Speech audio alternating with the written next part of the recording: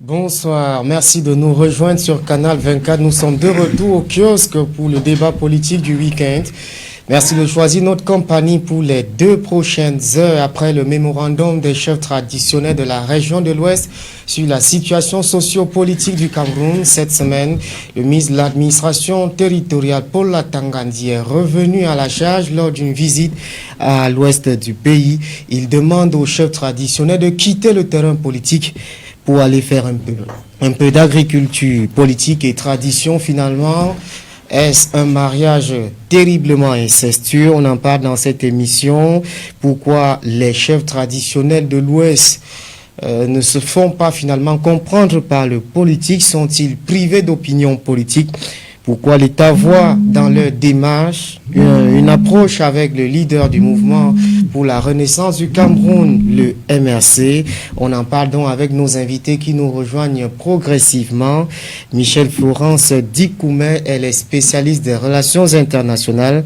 Elle communique pour le Rassemblement démocratique du peuple camerounais. Également présent pour cette aventure de 2021 qui commence, Léopold Ndassi, c'est l'un des invités permanents de ce programme, chef service politique du quotidien Le Messager. Mais d'abord, cette scène de crime au marché Mukolo, ici même dans la capitale, un policier qui tire à bout portant sur un conducteur de moto qui essayait de défendre une dame dont la marchandise venait d'être saccagée.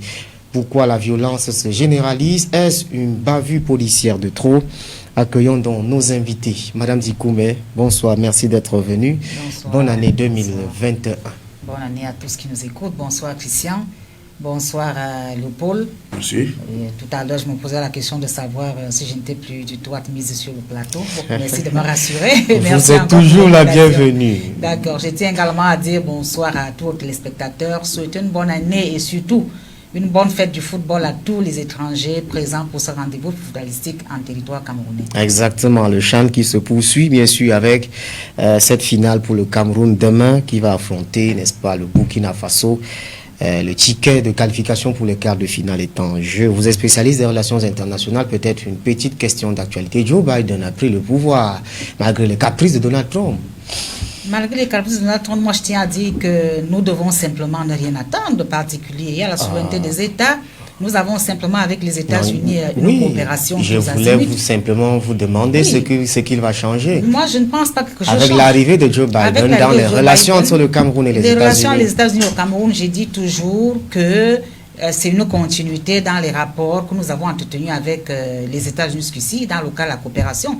La transition politique aux États-Unis est un problème politique américano-américain qui ne concerne pas le Cameroun. Donc, l'administration, elle est continue.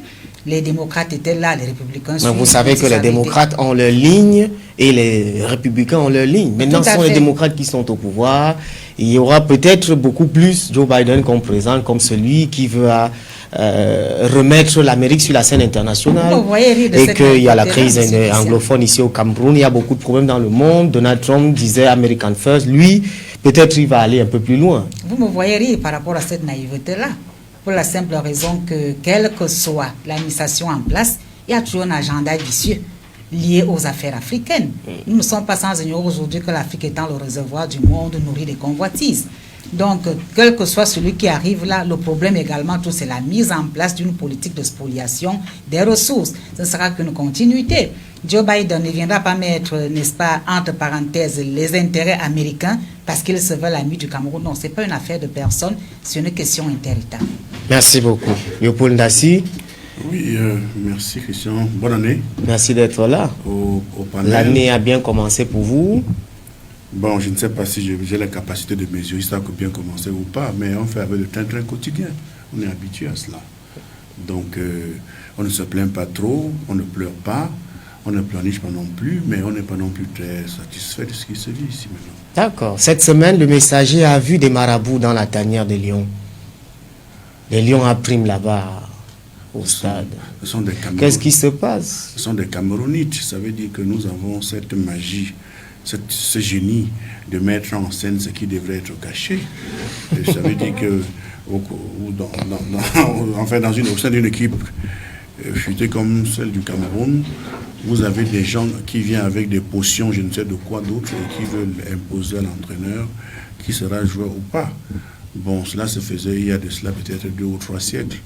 Bon, si cela revient sur la scène, attendons voir ce que ça va produire. Toujours est-il que je crois que le coach Tongo Pile, c'est qu'un scientifique et qu'il va se fier à la science et non au potin et au gris-gris, je ne sais plus fait de quoi et d'autres choses. Il est vrai que ça a bien commencé cette canne avec sur Oran Central une chauve-souris qui était retrouvée avec un œuf.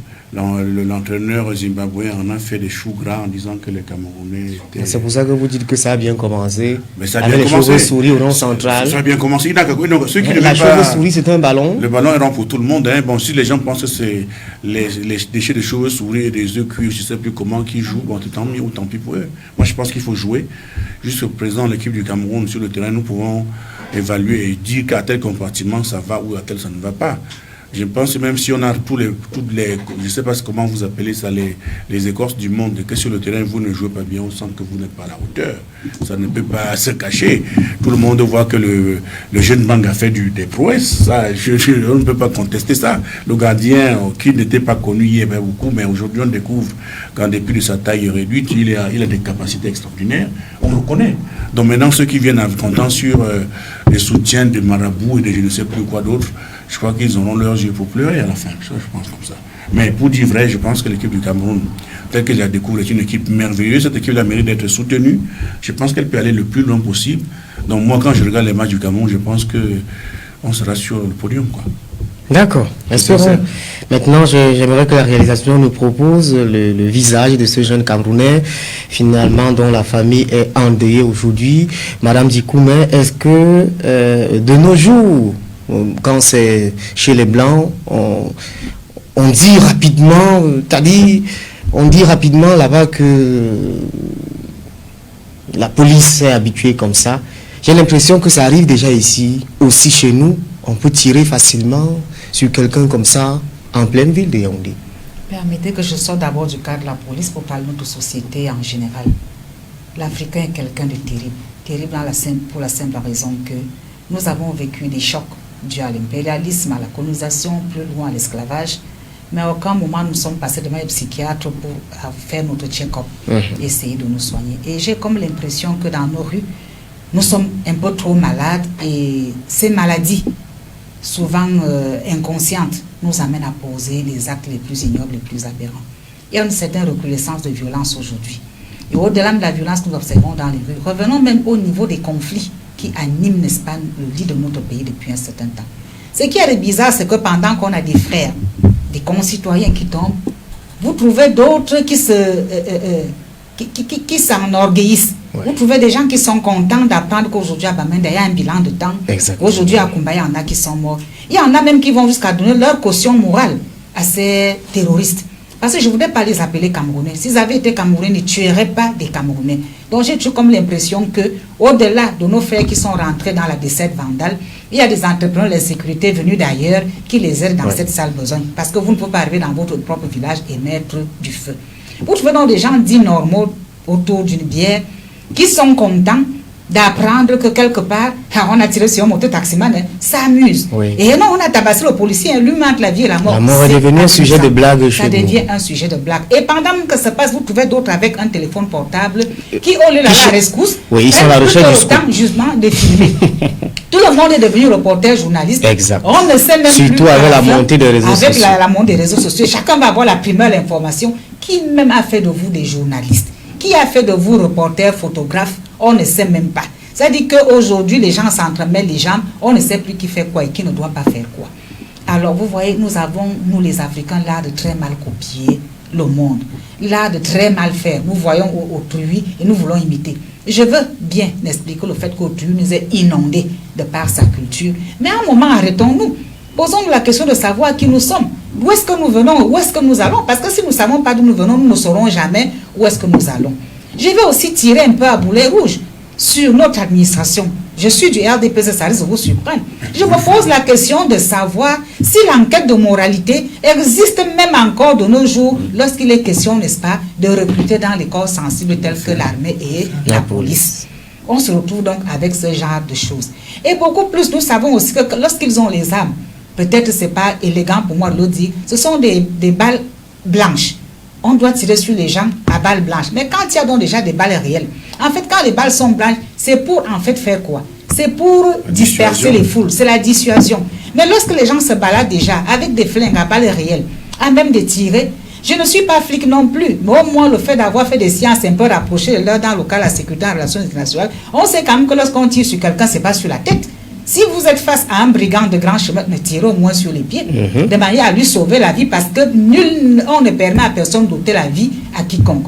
Tirez sur le pied, quitte à ce qu'il se couche, histoire pour vous de le récupérer et de le remettre au service compétent. Mais ce n'est plus ce que nous voyons aujourd'hui. Voilà donc quelqu'un juste parce qu'il veut aider une concitoyenne, qui elle-même aussi, parce que si on va regarder dans l'incivisme avéré, on dit de ne pas poser des marchandises en bordure de route. C'est même à ce niveau-là que nous déposons les marchandises. Et lorsque Awara arrive et se met à piétiner, parce qu'on a déjà longtemps demandé de ne plus le faire, elle crie au secours. Un autre Camerounais qui veut aller à son secours se retrouve, n'est-ce pas, de vie à trépas. Donc je crois qu'il y a une réelle responsabilité individuelle.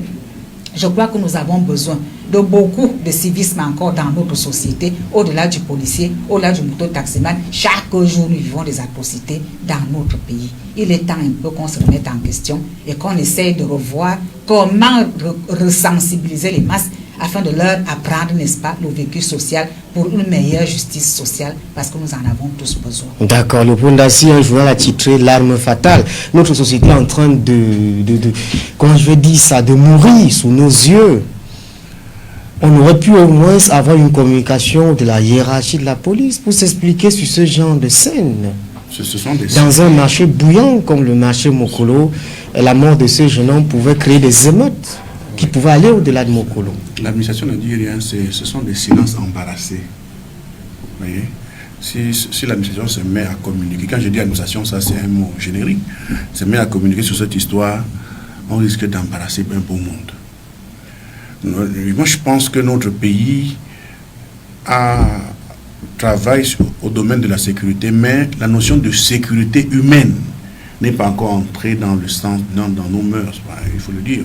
Chez nous, c'est la sécurité de nos frontières, c'est la sécurité de nos autorités, c'est la sécurité de nos marchés, mais la sécurité de l'individu en tant qu'être humain n'est pas encore entrée dans les mœurs. Vous avez qu'à voir lorsque ce que Mme Dikoumé appelle Awar arrive au marché. Est-ce que vous avez besoin d'écraser les marchandises d'une pauvre maman sur le bord du chemin, même si elle n'est pas dans la légalité?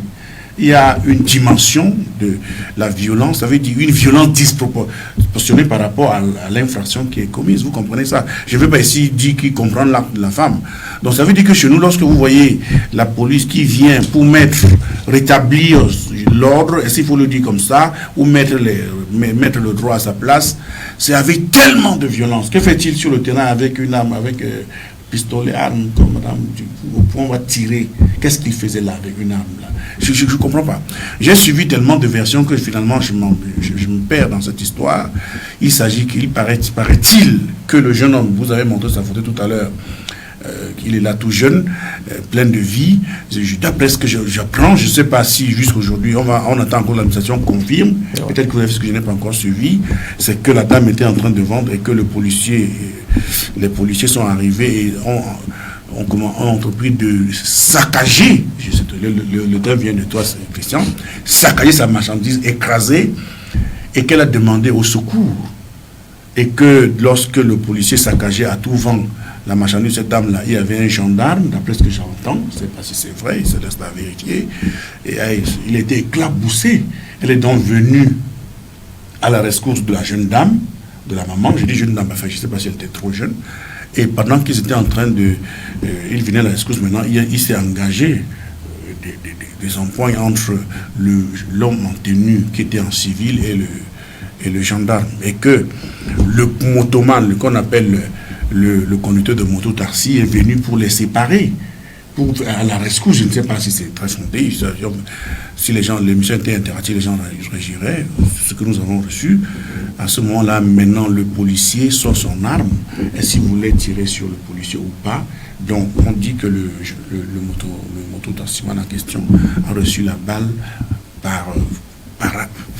comment on veut dire ça en français? C'est une balle perdue qu'il a atteint comme ça parce qu'il venait là avec elle pour secourir les gens. Donc ceci dit, cela n'exclut et cela n'exempte personne de ses responsabilités, ni des mototaximans dans ce qu'ils font dans la ville. Donc pour moi, je dis clairement, Serge, c'est que le policier qui a tiré, que ce soit par hasard ou prémédité, il faudrait qu'il soit sanctionné et que nos autorités communiquent par rapport à ça. C'est cela qui fait le lit de la violence. Puisque les sources disent que ce policier est habitué à ces actes de brutalité sur des commerçants chaque fois. Et il n'est pas muté, il n'est pas sanctionné. Et mon colosse, c'est un endroit juteux, vous comprenez? On sait comment le maire a ici arrivé là-bas pour s'imposer. Ça n'a pas été facile. Oui, avec tout ce que ça a créé comme bruit autour de ça. Et c'était pas... Les risques de soulèvement. Et vous savez avec qui il avait des problèmes. Ça, je ne vous le dis. Non, je vais pas. Ah oui, ça, je le sais. Vous savez avec qui il avait des problèmes au marché de Moncolo. Exactement. Le maire et lui avec des problèmes avec qui. Donc, pourtant, c'est lui qui doit normalement recevoir les recettes du marché. Vous comprenez que le policier pourrait avoir un zèle parce qu'il est sur un terrain conquis. Seulement que maintenant, il y a mort. Donc, moi, je pense qu'il faudrait que le pouvoir public prenne leurs responsabilités et à partir de ce problème, vide l'abcès du pu. C'est le moment. Il ne faut pas attendre que la population se soulève dans la... Et regardez, le drame, c'est qu'il y a de plus en plus une certaine corporation qui se forme par rapport au métier. Vous avez les mototaximens qui se forment, demain c'est les BMC là, on ne va plus se retrouver là. Et dans ça, ça se fait sous la barbe de l'État, du pouvoir, qui se tait. C'est une affaire, c'est une vie de trop quand même qui a été ôtée là. Et sur ça, on attendait une communication ferme pour d'urgence de ces là. Voilà un peu ce que je peux dire là-dessus. Donc pour moi, je dis que c'est un silence de trop, mais je te l'ai dit au début, c'est un silence embarrassé. D'accord. Madame Dikoumé, comment réussir à concilier les commerçants, les agents de la police municipale, les policiers eux-mêmes, les autorités, comment réussir à fédérer pour que ce marché qui ait une vie, qui n'ait pas toujours de scandale dans un grand marché comme celui-là? Chacun a la recherche son pain quotidien. Le problème part des populations d'abord. Avant même ce marché de Mokolo, combien de fois a-t-on voulu délocaliser les jeunes de Kennedy pour la foire? Ils n'y vont pas. Ce ne sont pas les comptoirs qui manquent. C'est quoi, l'État est faible? Non. Ou alors il n'y a pas de solution? Il y a une telle tolérance administrative chez nous que ça finit par friser la faiblesse. Donc on leur dit, allez-y, on vous recase là-bas. Ils font semblant de partir. 2 jours après, vous les retrouvez dans leur environnement premier. Donc moi je crois qu'il y a une autre sensibilité. En ce moment, le pays traverse une situation sociopolitique assez délétère. Bon, est-ce que vraiment nous avons besoin de soulèvement de trop? Voilà, il y a ça aussi. Je pense que la tolérance administrative viendrait un peu de là, histoire d'amener les uns de se la comprendre. Et quand vous allez voir la maman dont la marchandise a été torpillée, c'est une femme mûre. Bon, vraiment, ça veut dire que le jeune mototaximan ne pouvait que courir, aller à sa rescousse. Chacun de nous a une mère. Il s'est dit non, mais écoute, ça aurait pu être la mienne. Essayons d'aller lui prêter mon fort. Donc moi je crois pour ma part aujourd'hui qu'il faudrait qu'avec la décentralisation qui a pointé du nez, que les affaires, n'est-ce pas, se remettent en place. Aujourd'hui, la police municipale n'est plus un secret pour personne. Elle fait partie intégrante du processus de décentralisation. Il faudrait donc maintenant qu'on essaie d'impartir les rôles. Que la police centrale sache quel est son périmètre de sécurité, que la police municipale dans les marchés fasse son travail. Qu'elle soit disciplinée, cette police municipale. Il faut arrêter, il faut qu'ils arrêtent de prendre des individus comme des animaux, qu'ils attrapent un peu partout, oui, qu'ils peuvent arracher leurs marchandises et les boxer comme ils veulent. Non, ça ne se passe pas comme ça. Il n'y a pas une question du jus. Quand on sort le matin, on va travailler. Et chacun devra apprendre à vivre, n'est-ce pas, de son gagne-pain. N'allons pas chercher à en avoir un peu trop. C'est ça qui sème en fait le désordre, la prêter au gain. Vous trouvez quelqu'un qui doit payer 100 francs de taxes de marché, mais parce que justement il y a une infraction, vous n'êtes même pas prêt vous-même à le chasser, c'est vous qui négociez. J'habite souvent depuis un certain temps, il y a des jours il m'arrive d'emprunter le transport en commun. Alors comment vous pouvez expliquer que vous arrivez, il y a un rang qui part de l'entrée de la caméra là devant votre confrère, oui, il y a un poste à côté, pour le car. Donc à une certaine heure, parce que c'est l'affluence, il y a généralement 2 rangs.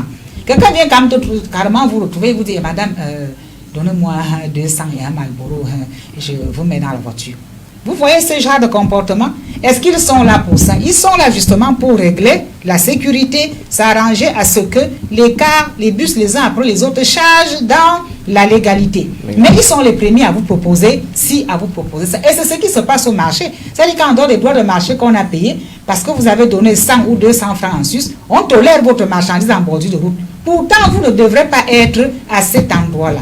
Donc moi, je demande, n'est-ce pas, aux uns aux autres, de regagner les box, que la police municipale y veille. Et même si les box sont saturés, il y a des couloirs comme dans le marché. C'est-à-dire que ce qu'ils font en bordure, l'axe central, ils peuvent le faire à l'intérieur des couloirs, que tout le monde puisse être à l'intérieur du marché. Ça amènera maintenant les clients qui viennent de les suivre là-bas. Pourquoi en fait il y a embouteillage? Parce que lorsque les clients arrivent, ils trouvent déjà les commerçants en bordure de route.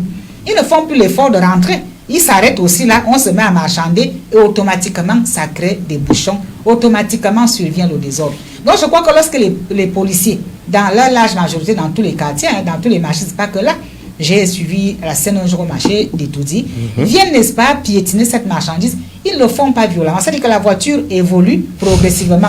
Histoire de dire à ceux qui arrivent... Ils écrasent, mais pas violemment.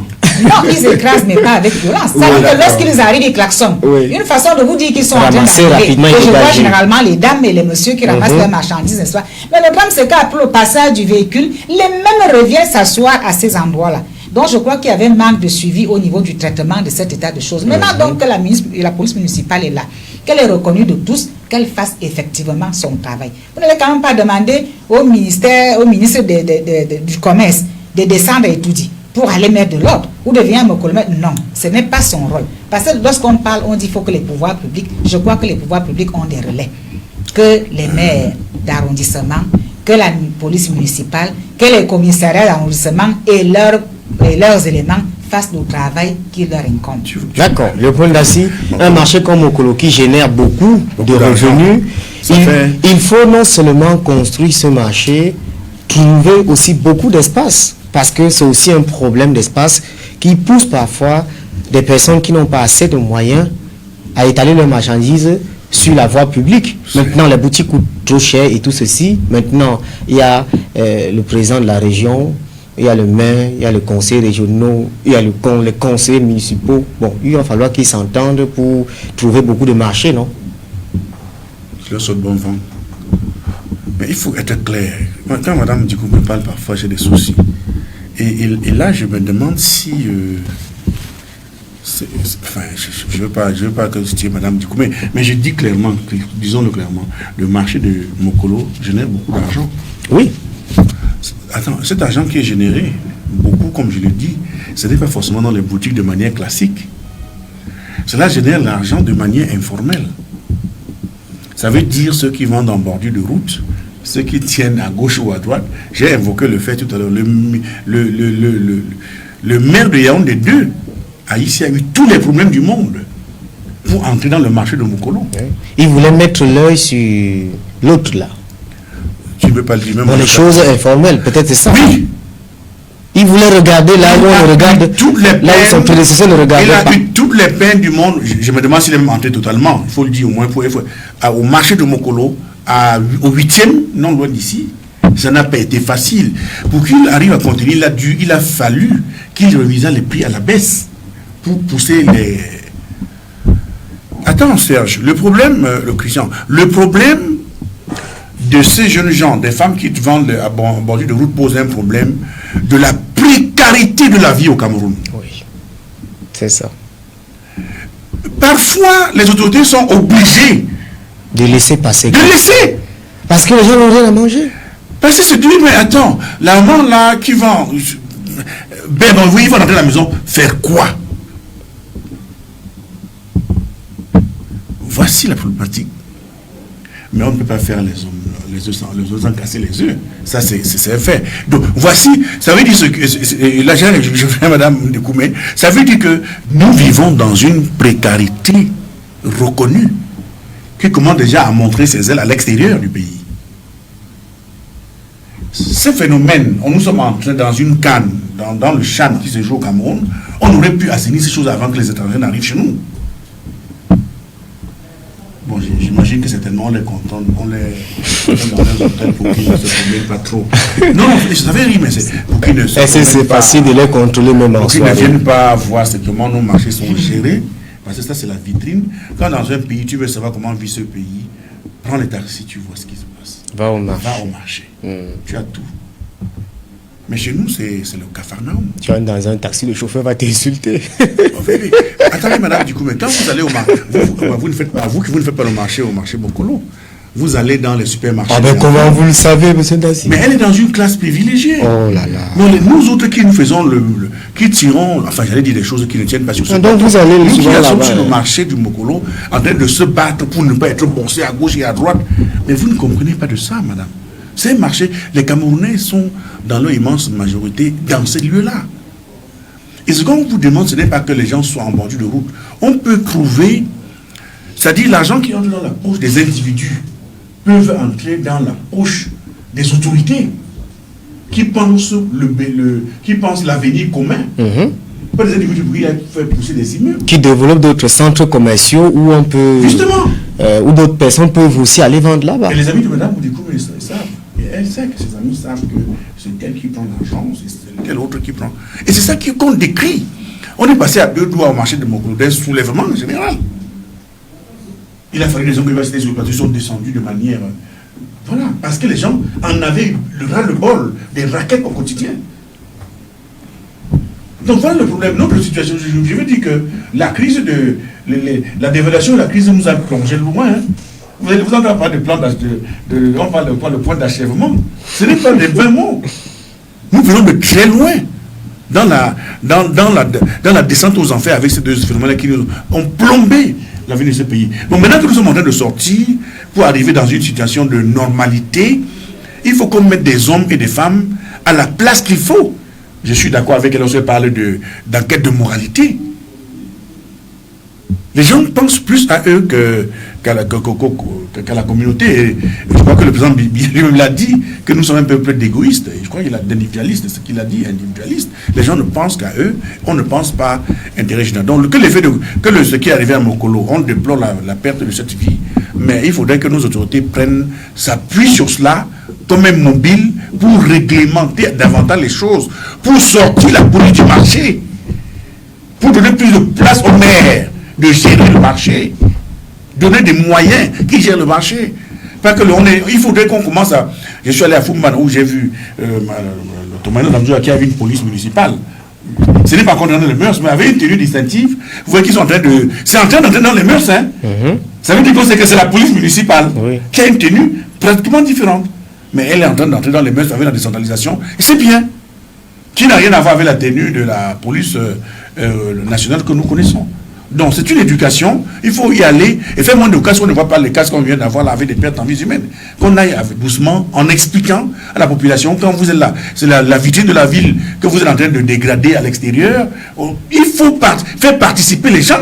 On ne peut pas dire quitte, on va te tuer. Mais vous voulez qu'il aille manger quoi? La main qui vient de vous donner, elle vient vendre son plantain là, vous l'écrasez là en bordure de roue, vous pensez qu'elle va faire comment? Dites-moi son mal qu'elle a fait. En quittant de son Nokola pour venir, dites-moi où est sa faute. Elle vient voir son plantain qu'elle a cultivé, sans aide de personne. Elle vient vous écraser son plantain. Et vous voulez qu'elle soit contente? Il faut l'éduquer, il faut lui dire, de manière, comme j'entends le thème de Mme Dikoumé, sensibiliser. Voilà où on veut arriver. Voici comment on veut faire la ville. Et vous avez besoin de faire cela. Elle n'est pas allée faire le droit du l'humanisme avec vous à l'université. Et c'est à nous. Oui, il faut l'éduquer. Elle est partie de la société. On ne va pas venir l'écraser ou bien la tuer parce qu'elle n'a pas pris votre droit. Je suis désolé. D'accord. Merci beaucoup. Peut-être maintenant on va parler de cette affaire de chef traditionnel de l'Ouest. Avant de donner la parole à nos invités, on va écouter un extrait du ministre de l'administration territoriale qui a tenu une réunion houleuse avec les chefs traditionnels à Bafoussam lors de sa tournée. On écoute le ministre Atangandi.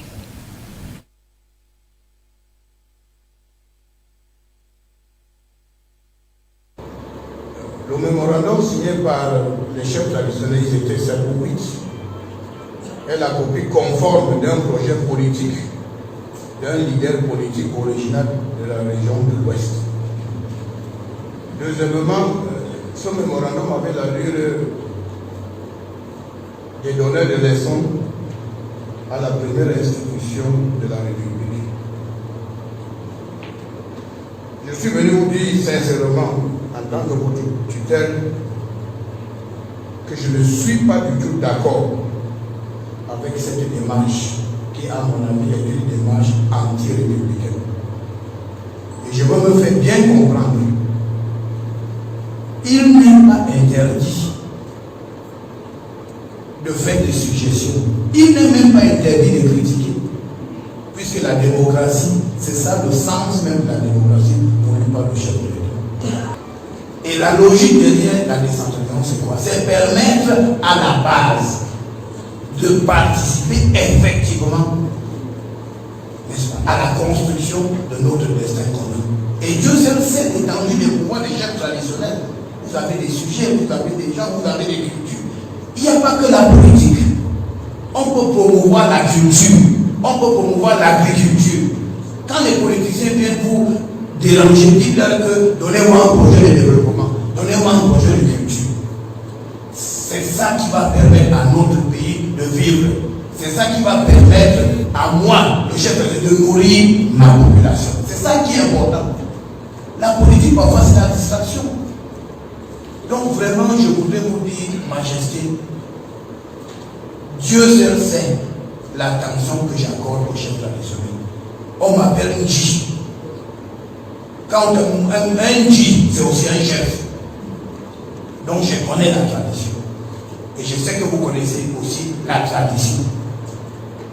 Et le chef d'État, son excellence, connaît la tradition.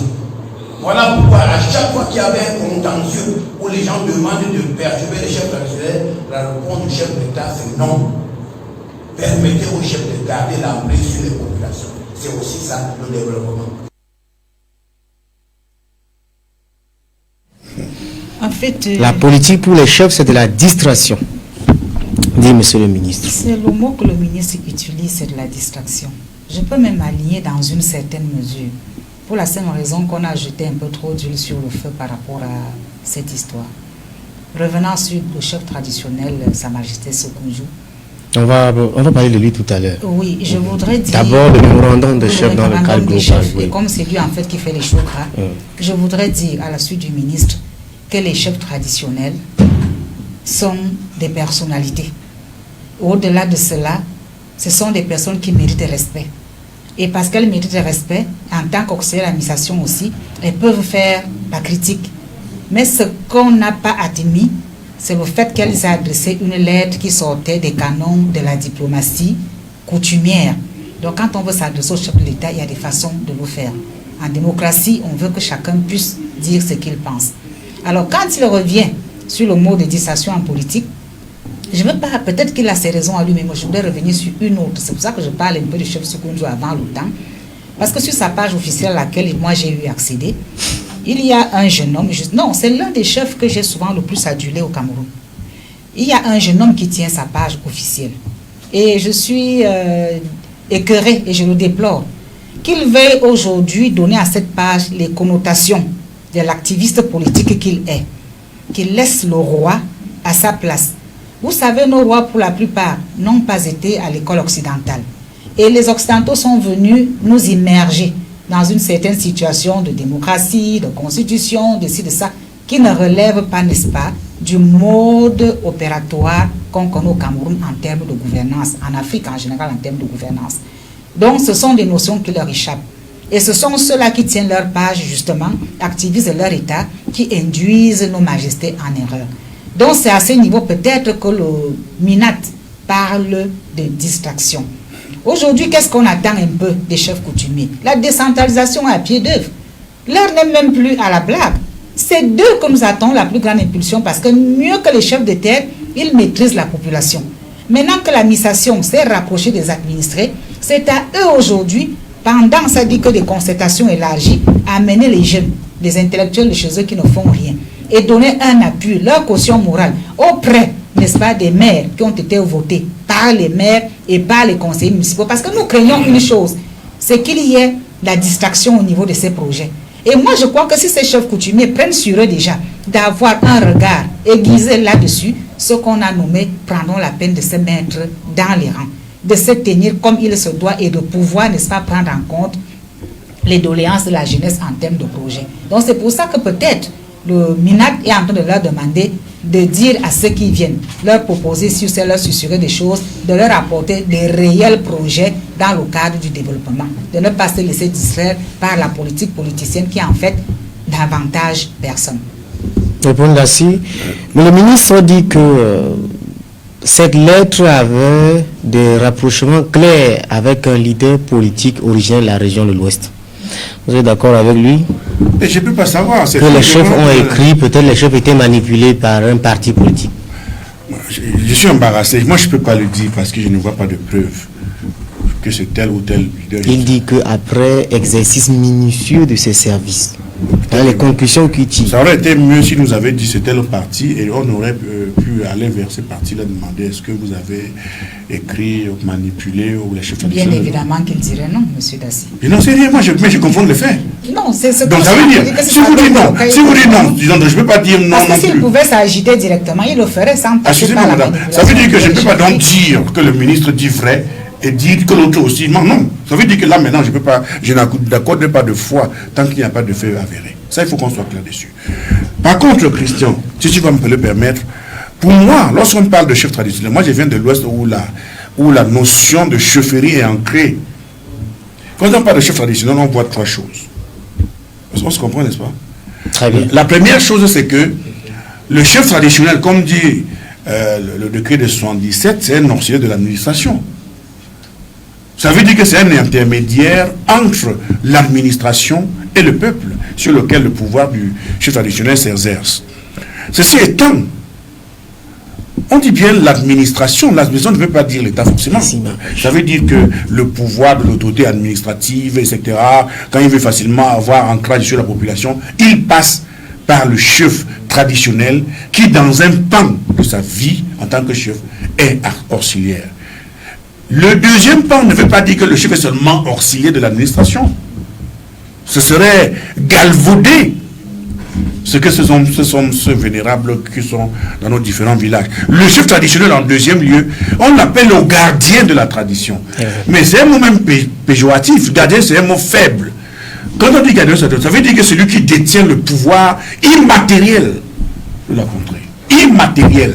Ça veut dire un pouvoir qui échappe d'office au contrôle de l'autorité administrative. Je dis bien qu'il échappe à son contrôle.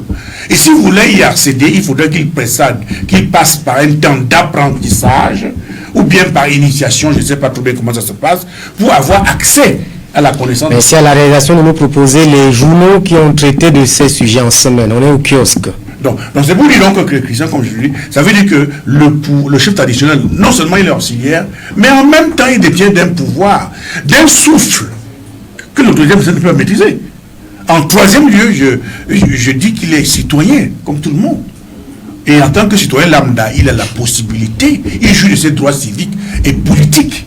Il peut être comme toi et moi, les Camerounais lambda, comme nous sommes sur ce plateau, peut-être en dehors de Madame Dikoumé, peut marcher librement dans la rue, sans que quelqu'un se trouve à redire. Comment ne pas être comme Madame Dikoumé? Elle aussi, elle marche librement dans la rue. Non, Madame Dikoumé, c'est le pouvoir. Non, c'est pas avec respect que je dis ça. Donc, ça veut dire que c'est avec respect. Je vois ce que je veux dire. Donc maintenant que lorsque le MINAD s'adresse au chef traditionnel de l'Ouest dans ce cadre-là, il faut se demander à qui parle. Il parle à l'auxiliaire de l'administration. Non, il lui dit qu'il y a les champs là-bas au village. Non, attends. Non, pardon. Nous ne faisons pas de désordre. Il est en train de s'adresser sur deux aspects.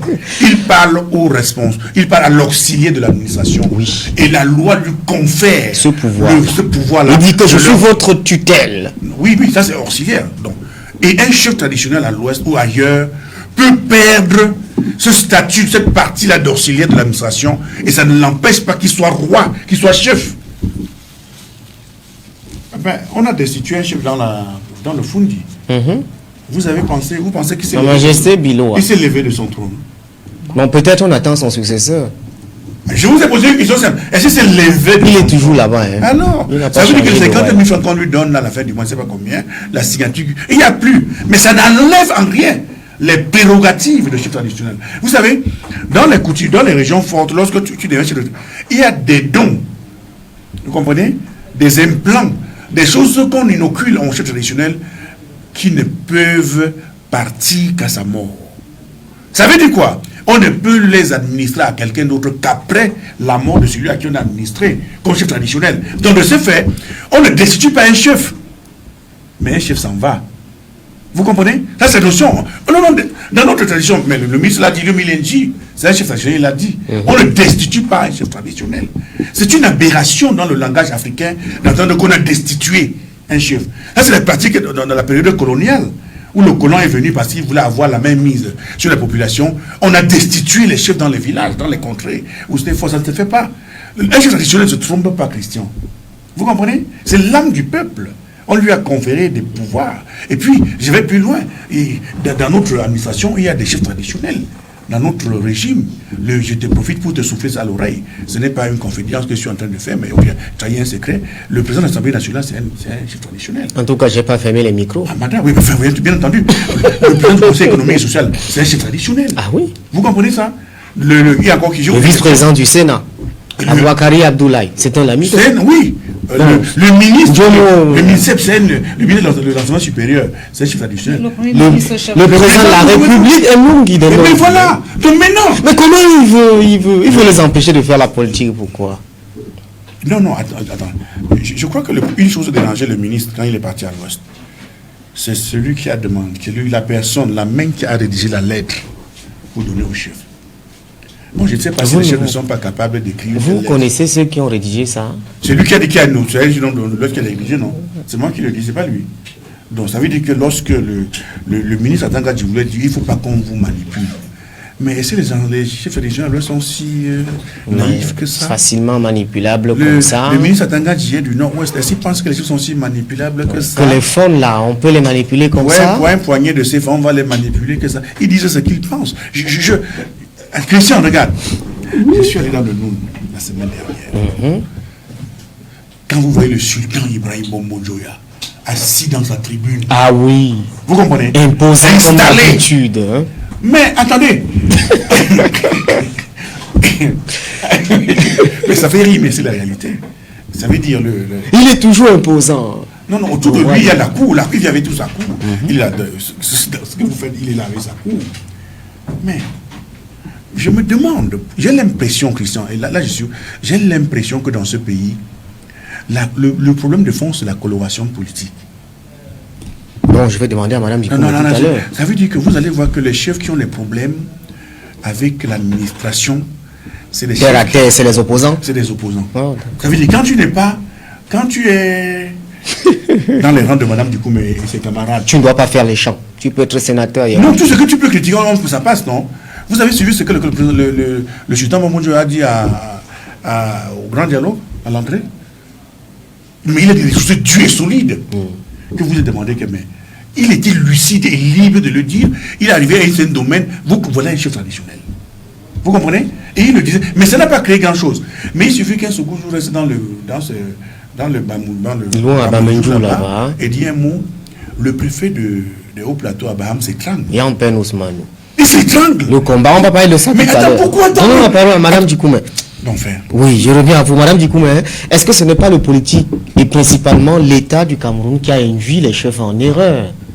C'est-à-dire qu'en faisant des auxiliaires de l'administration, en incluant les chefs dans la politique, certains sont parfois, pendant la campagne électorale, les présidents de commission de campagne. Comment est-ce que son sujet au village aura du respect pour lui? Est-ce que ce n'est pas le politique qui a induit les chefs en erreur? Je ne pense pas. Je voudrais même qu'on essaie de dissocier les deux fonctions. Vous savez, on est chef traditionnel. La plus haute fonction du chef traditionnel, c'est celui de garant de la tradition. Nous avons deux types de sociétés en Afrique et au Cameroun en particulier. Nous avons des sociétés fortement hiérarchisées à la tête desquelles vous trouvez des rois, comme nous en avons encore dans l'Ouest et dans le Septentrion. Nous avons des sociétés lignagères, un peu comme dans le centre-sud, dans le centre-sud et l'Est, où les populations, bien qu'autonomes, évoluent de façon libre, ils ne sont pas astreints à certaines choses. Alors, quand le chef, le ministre de l'administration territoriale demande au chef un peu de laisser la politique politicienne, moi, je voudrais parler de politique autrement. Déjà, faire la politique, c'est quoi? C'est gérer les affaires de la cité. Mais je crois qu'il voudrait leur demander un peu d'avoir la pédale douce par rapport au positionnement politique. Ce sont des humains, oui. Mais vous voyez, comme je vous ai dit, c'est les garants de la tradition. Ils ont sous eux beaucoup d'administrés. Et à l'entame de mon propos ici, je vous ai dit que même les chefs de terre ne maîtrisent pas a dit que le gros de la population. C'est en cela que moi j'ai dansé les chefs coutumiers des diplomates en estimant que la lettre qu'ils ont envoyée, et que je crois qu'ils ont failli à certains canons diplomatiques lorsqu'ils écrivaient, parce que lorsqu'ils écrivent, ils véhiculent la pensée de qui? Du peuple. Ce n'est pas d'abord pour eux-mêmes, c'est par rapport à nous peut-être qui crions et qui nous plaignons. Et c'est à ce moment que j'ai estimé que je crois que quelque part, ils ont été peut-être induits en erreur par rapport à ceux de leurs fils qui écrivent mieux le français et l'anglais.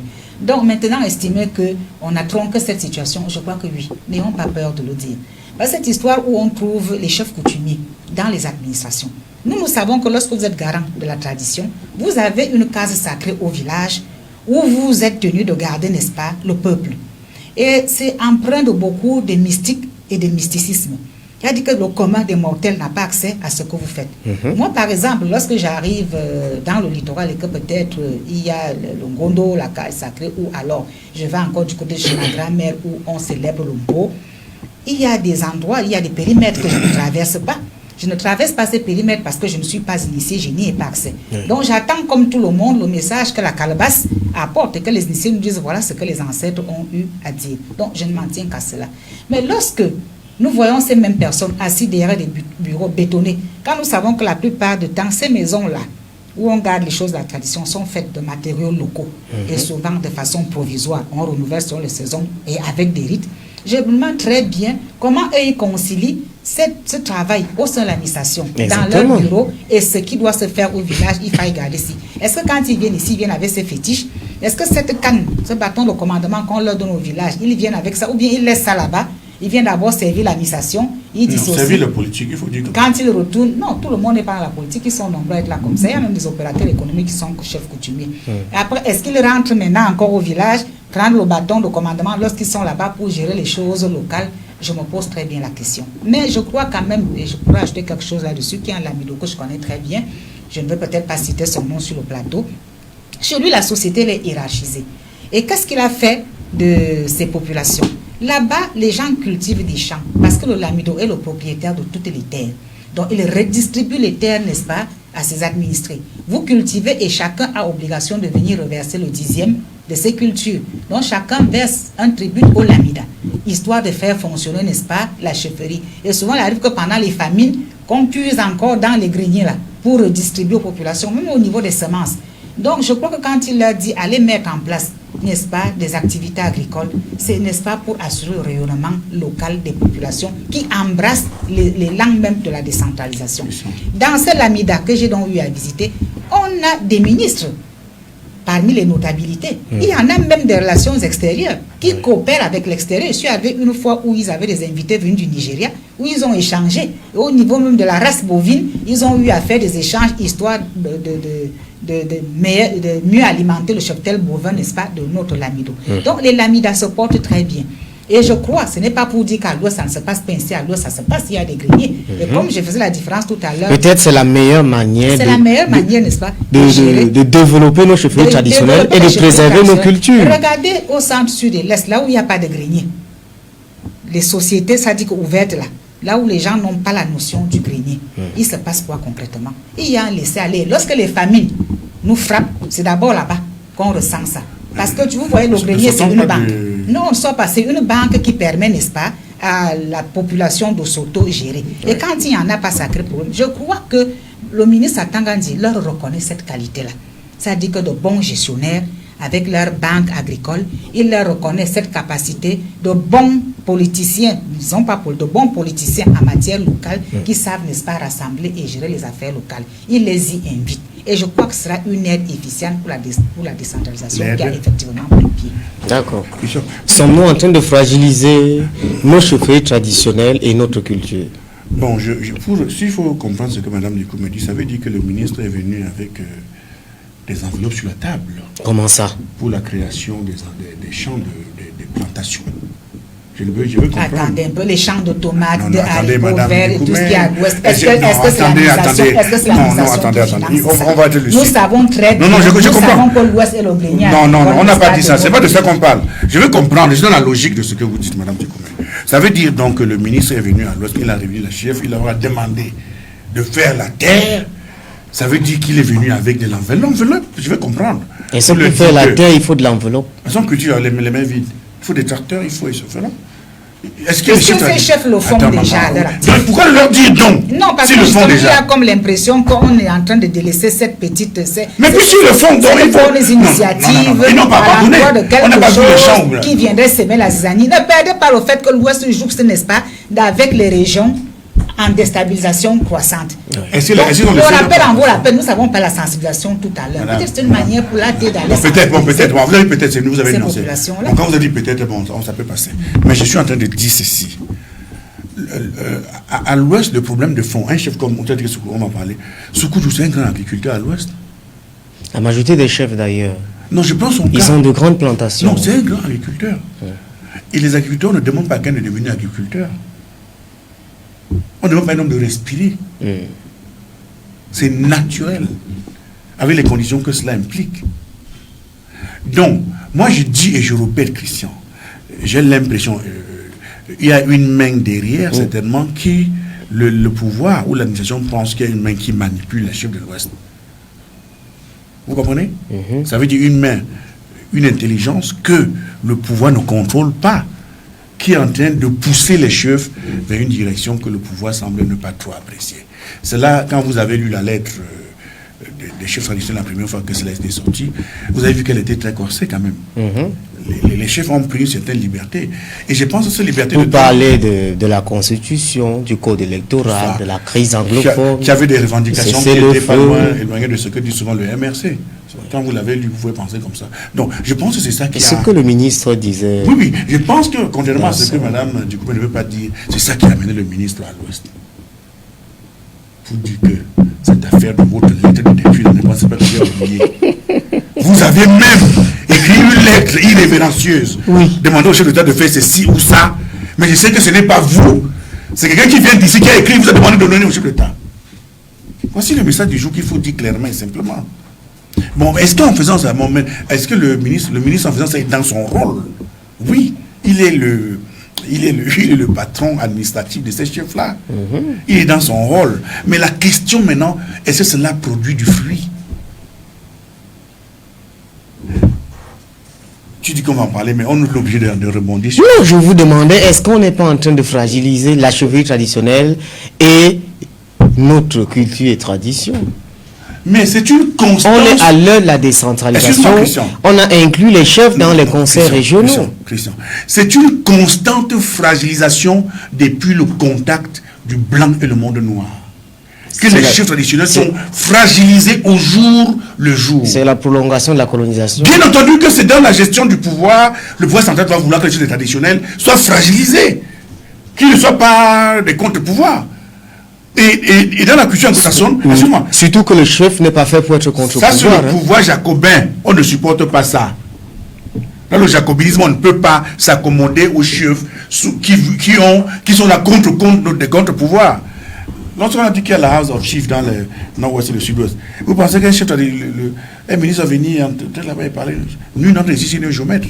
On va dire que mais lui, il vient faire quoi ici? Même si c'est le représentant de l'État, bon, je comprends ça. Donc, c'est pour dire que le ministre Atangadi est dans son rôle par rapport au pôle de menace au pouvoir de l'État. Il se dit que, mais il est venu dire au chef, est-ce que nous sommes encore ensemble? Parce que la lettre que j'ai lue là, vous te me que j'avais lu là. C'est comme si. C'est comme si, merci de me donner l'expression, vous n'êtes plus dans la même maison avec moi. Est-ce que c'est vrai ou c'est faux? N'oubliez pas que... Il a dit que le carton jaune que je devais vous donner, j'ai remis ça dans la poche. Oui, c'est pour dire quoi? Je vous avertis. Si ça se répète, le carton jaune va rester debout. Je n'en sais rien. Je n'ai plus le carton jaune dans la poche. Donc voici, je traduis ça en langage facile, la posture du ministre Atangadi, qui leur dit, moi-même je suis avec vous. Je suis chef. Je connais la tradition. Ne pensez pas que... Et le président Nongui, lui aussi connaît la tradition. Il fait ce qu'il est en train de lui dire. Oui. Bon, maintenant, Christian, cela dit, et parce qu'il faut voir cela de manière simpliste, et en même temps, il faut revoir. Moi, je pense que c'est un jeu dangereux. C'est un couteau à double tranchant. Que d'un côté, dès lors que les chefs prennent une posture qui semble embarrasser le pouvoir, qu'on soit vent debout contre cette classe-là. Mais dès lors qu'elle acclame le pouvoir, vous comprenez que tout de suite là, on dit, mais voilà. Je vais donner deux exemples au plateau d'où je viens. Le chef Baham, il est entier dans le RDPC. Le chef Banjoun, il est sénateur. Oui, les deux sont sénateurs élus. Mais ils viennent, ils ne s'accommodent pas. Madame, ils portent le tenue du RTPC. Est-ce que vous le saviez? Toujours. J'ai dit les chefs traditionnels là. Mais elle le sait, non? Ils portent les chefs. Ils portent votre. Ils sont souvent en campagne ensemble. Votre parti. Chef traditionnel, Laurent, premier degré. Bon, il est avec ça. Mais bon. Ce sont des citoyens qui sont libres. Non, nous sommes d'accord. Non, on n'est pas ici pour indexer. Bon, maintenant, quand le chef Banjoul est en tenue du RDPC et que le ministre Tchonté arrive. Madeleine, le ministre, oui. Oui. Mais, voilà, il y a un scandale dans notre conception des choses. Pourquoi? Vous savez où le ministre se met en avant et le ministre est derrière, et le chef est derrière. Mais ça c'est pas de la tradition, hein. C'est de la politique là. Il a laissé certainement le bâton de commandement et les écorces à la maison avant de venir en campagne électorale. C'est pas ça, monsieur Ndassi? C'est l'explication que tu me donnes ou bien je ne sais pas, je veux comprendre. Donc je suis en train de vous dire une chose, vous ne pouvez pas vous le comprendre. Que sur ce terrain-là, c'est autre chose, ça n'a rien à voir avec la tradition. Non, c'est la perception de ces sujets en ce moment-là. Je vous ai dit tout à l'heure que lorsque j'étais dans le monde, j'ai vu lorsque le ministre Bombo, le sultan Bombo est sorti. Il va avec sa cour dans un coin. Il ne se mélange pas dans ces choses-là pour conforter le pouvoir traditionnel qu'il a reçu. On ne joue pas avec. Oui. Même s'il est du RDPC, il sait raison de garder la limite des choses. Bon, maintenant, si tu viens te mettre le fils de chez toi qui est ministre et défend, et tu es derrière parce qu'elle est ministre. Bon, maintenant, je suis en train de parler de la fragilisation que tu me posais comme question au départ. C'est de ça qu'il est constant. Lorsque le blanc est arrivé ici, on a déporté les chefs partout. On a déporté, qui n'est pas d'abord la première chef qu'on a déporté, madame. On n'a pas déporté le chef Douala. Si. On l'a déporté pourquoi? Pourquoi on n'a pas déporté ton grand-père ou ton arrière-grand-mère? C'est le chef qu'on a déporté. C'est la fragilisation. C'est les gars qui détenaient le pouvoir. Et ça n'a pas terminé. Tous ces décrets qu'on vote là, c'est pour les déposséder. Et si c'était toi, si c'était moi à la place, on ferait pareillement. Tu comprends? Vous me prêtez des intentions? Non, je ne suis pas président. Ça veut dire que le pouvoir, lorsque vous êtes gestionnaire du pouvoir, vous voulez que tout se passe de manière fluide. Que tout le monde soit à votre service. Je ne vais pas aller jusqu'à dire comme cela, mais que tout soit fluide. Mais là, vous pensez qu'il y a des goulots d'étendement, vous y allez. Pas des lois, pas des textes, pour discipliner tout le monde. Donc voilà. Madame Dikoumé, est-ce que c'est facile de dissocier ces chefs de la politique? Le chef de la délégation permanente régionale de l'Ouest, c'est le sultan Bombo Njoya, le vice-président du Sénat et l'Amido. Beaucoup de cadres de votre parti sont des hommes politiques. Est-ce qu'on peut leur priver d'opinion politique? Non. Sinon, ce serait une entorse à la démocratie. Même si M. Dassi nous prête des mots estimant que nous sommes dans un gouvernement jacobin, je tiens déjà à lui dire non, nous ne sommes pas dans le jacobin. C'est pas pourquoi jacobin. On a dû le changer là. Je tiens à souligner ici que les chefs traditionnels se sont fragilisés eux-mêmes. Vous savez, ils auraient pu être des auxiliaires d'administration comme avant, sans accepter 10 francs de l'État. À partir du moment où vous acceptez d'être salarié, retenez que vous vous mettez sous tutelle. Fragilisation. Vous vous mettez sous tutelle, ils auraient bien pu ne pas prendre cet argent. Tous prennent. Il y a une image que M. Dassi vient de sortir et je vais la conforter parce que pendant 2 à 3 ans, j'ai été dans le septentrion et j'ai continué de militer dans une sous-section. Et à chaque fois que nous avions un meeting, le Lamido arrivait, il ne se mettait pas avec nous. Donc il y avait déjà un emplacement où on construisait sa tente, il venait se mettre là. Le Belaka, qui est le roi des Mboum, arrivait, lui aussi avait un endroit déjà pour lui. Et les autorités administratives, les autorités politiques nous étions sous les tentes. Et lorsqu'il arrivait même que les acteurs culturels entrent en scène avec des danses et tout, ils ne se levaient jamais pour aller farouter. Ce sont leurs accompagnateurs qui transportent l'enveloppe et qui viennent vous remettre ça de la part du Lamido ou du Belaka. Mais les autorités politiques, les autorités administratives pouvaient arriver à ce qu'ils ne pas de danse, donner une enveloppe et puis repartir. Il y avait déjà il y avait une différenciation entre le mode de gouvernance et le mode d'autorité que nous avions en place. Vous savez, lorsque vous acceptez de prendre l'argent de quelqu'un, retenez que ce quelqu'un est libre de vous invectiver lorsqu'il veut. Alors, ne pointons donc pas un doigt accusateur du côté de l'administration, estimant que le pouvoir fragilise, n'est-ce pas? Le politique fragilise le pouvoir ancestral. C'est le pouvoir ancestral lui-même. Et comme disait M. Atangandi, Vraiment, je suis d'accord avec lui. Quand il dit laisser la politique politicienne, allez plutôt. Bon, vous savez, il y a un problème. Attendez. Rentrer dans des pas, devenir activiste politique. On peut écrire un mémorandum. On peut ne pas être d'accord avec le gouvernement en place. Mais comme j'ai dit, utilisons les canons normaux pour passer notre mécontentement. Mais on peut user d'euphémismes et dire les choses gravissimes. On saura que nous sommes fâchés.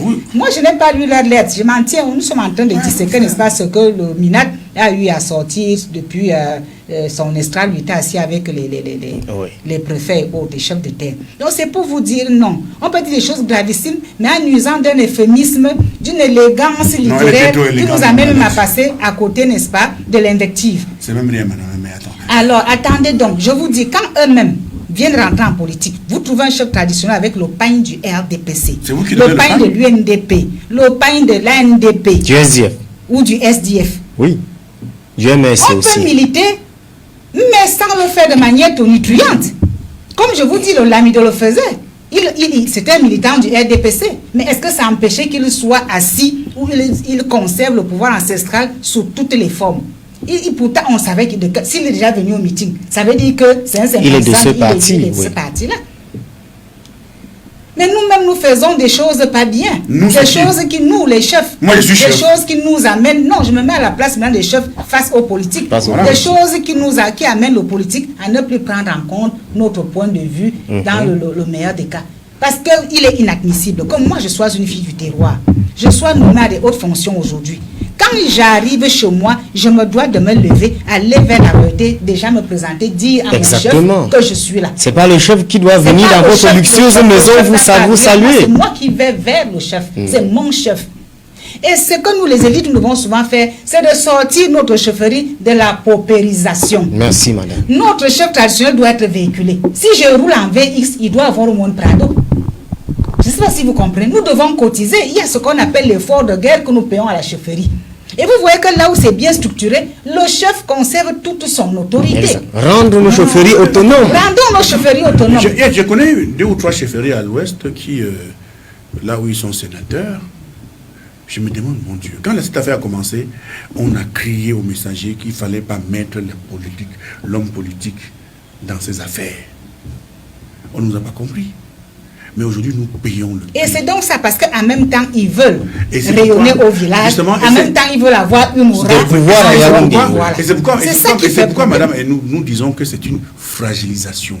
Le terme n'est pas donné pour blaguer. C'est une réalité. Où vous entrez dans un village aujourd'hui, vous vous rendez compte que le village est scindé en 2. Et sur la base de coloration politique. Vous comprenez? Vous ne pouvez pas être chef dans votre village, vous êtes de tel parti A, l'élite politique de l'autre côté parti B. Vous pensez que votre société va demeurer va fonctionner dans la sérénité? Je ne pense pas. Pendant les campagnes électorales, vous devenez purement des ennemis politiques. C'est-à-dire que le sujet, il a de la peine à se dire que voilà mon chef, parce qu'il se dit que c'est mon adversaire politique. Quand tu es sur le terrain, c'est à la guerre comme à la guerre. On se donne les coups. Et les chefs de classe, et dans ce moment-là, le chef traditionnel, il est fragilisé. Si vous allez dans un pays comme le Nigeria, vous allez voir que les chefs d'État font allégeance aux chefs traditionnels. Mais bien évidemment. Et c'est pourquoi vous avez soulevé quelque chose tout à l'heure. Oui, en disant que on a donné un avertissement. Vous avez souligné. Oui. J'ai volé dans la carte rouge, mais je la remets dans la poche. Donc je viens avertir. Oui. Je croyais que nous étions ensemble. Mais à vous voir faire maintenant, j'ai comme l'impression qu'il y a un glissement. Le nous, là, c'est le RDP, c'est ça le problème. Oui, tout à fait. Alors, je voudrais vous dire une chose. Ouais. Que le chef reste apolitique. Comme quel chef? Les chefs traditionnels. Madame, non, attendez, que les chefs soient apolitiques. Qu'un chef soit comme un journaliste. C'est-à-dire qu'il anime son émission. Il est là. Moi, je ne sais pas à quel parti il pose des questions. Il est très professionnel. Il pose ses questions. Vous connaissez de quel parti j'appartiens? Moi, non. Je vous prends. Vous êtes analyste là maintenant. Je suis en train de parler. Ah, d'accord, du journaliste qui anime son émission. Je ne sais à quel parti la partie. C'est ça le professionnalisme. Le chef doit pouvoir se comporter de cette façon-là. Il est le chef de tout le monde. Mais lorsque lui-même se révèle déjà de coloration RDP6, MR6, SDF. Mais attendez. Qui fait donc ça, madame? C'est pas vous. Qui comment? Attendez un peu, le Lamido dont je vous parle est militant du RDPC. Parce que s'il assiste déjà au meeting, ça veut dire qu'il est du RDPC. Mais il arrive, il reste digne dans son coin. Cette histoire d'écrire le mémorandum est-ce qu'on avait vraiment besoin de ça? C'est aussi ça. C'est déjà ça la politique. D'écrire? Ils auraient bien pu, en tant que collectif des chefs de l'Ouest, demander une audience au palais. Oui, ou au palais, par exemple. Arriver, Oui, c'est possible. voir leur fils, peu importe l'âge maintenant, parce qu'ils viennent maintenant comme les garants de la tradition. De la tradition. Lui dire, bon, nous sommes venus là parce que. À partir du moment où vous infantilisez déjà en écrivant une lettre, on a comme impression qu'il y a un fossé entre eux et vous. Le chef de l'État a souvent reçu les chefs traditionnels. Demandez une audience, allez rencontrer ces gens. C'est pourquoi j'ai dit, vous pouvez être du RDPC. Vous avez parlé du sultan tout à l'heure. Il arrive, il est dans son coin. C'est le roi de Bamoun. Ça ne se limite plus qu'au roi de Bamoun. Moi-même qui suis camerounaise, j'ai fait allégeance au sultan. Pourtant, je ne suis pas Bamoun. Ce sont les derniers moricans que nous avons chez nous et nous leur devons respecter. Et je voudrais que ça commence par eux-mêmes. Oui, je suis d'accord. Que le chef se donne beaucoup de marge de respect. Vous les trouvez dans les boîtes de nuit. Et plusieurs fois, je suis arrivée dans les aussi, chaufferies du Nord où j'ai rempli l'audience aujourd'hui. On me dit, mais madame, revenez demain. Le lamido ne reçoit pas aujourd'hui. Le lendemain, quand j'arrive, c'est par ordre d'arrivée qu'on vous reçoit. Vous arrivez, vous êtes reçu. Vous dites pourquoi vous êtes là. Et si votre affaire concerne une commission, on vous confie à celui qui peut résoudre votre problème. Si nos chefs se comportaient comme ces rois-là, qui sont à la tête, n'est-ce pas, des chefferies, je crois qu'il y a un genre de chevauchement qu'on ne trouverait pas. Mais en même temps, ils sont au village, en même temps, ils veulent être en ville. Est-ce que vous savez qu'ils se comportaient comme ça? La plupart même de ceux qui sont à l'administration centrale aujourd'hui, qui écument les chefferies aujourd'hui, même n'iraient pas là-bas. Parce que ce serait même déjà compliqué.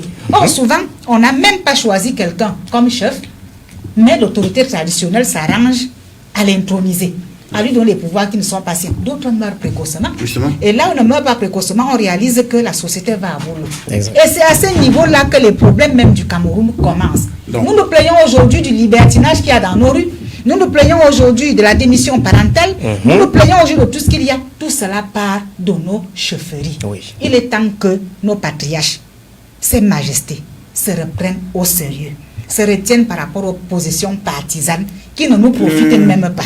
J'ai dans le même sens. Il y a je me permets, Christian. Oui. Sa Majesté Makoudou Soukoudou disait qu'à l'Ouest, 90% de chefs traditionnels sont illégitimes. Sont des faux chefs. Il faut dire ça comme ça pour que les gens écoutent au quartier. Sont des faux chefs. Donc, quand il dit faux chef, C'est-à-dire qu'on a détourné le testament de celui qui est la mort. question qui détourne, voilà la question que je vous posais. Qui détourne? On détourne avec la complicité de qui? Je n'en sais rien, moi. Il faut demander à Madame Ducoué. Oh, ah bon? Moi, j'ai jamais Non. détourné le chefferie. Non, mais on se comprend. Non, on se comprend. Non, tu comprends. C'est un problème sérieux, Christian. Comment vous pouvez dire que vous comprenez? C'est un problème sérieux.